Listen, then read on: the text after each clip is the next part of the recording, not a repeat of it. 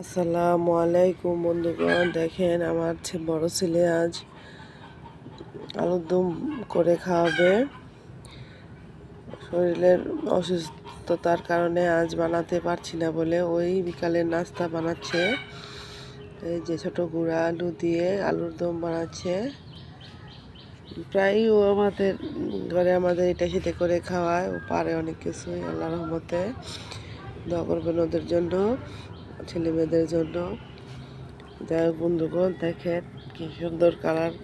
এখন মুড়ি দিয়ে আমাকে আলুর দম দিয়ে গেল।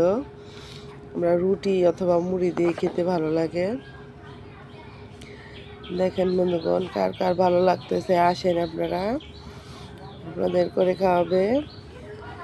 এই যে বন্ধুগণ, দেখেন ঝাল ঝাল আলুর দম।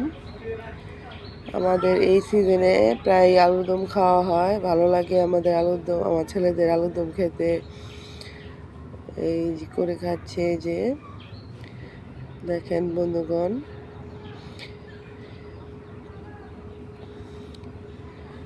যাই হোক, কার হাতেই বা কী করে খাবো, ছেলেটা আছে বলে এটা সেটা মাঝে মধ্যে করে দেয়, খাই।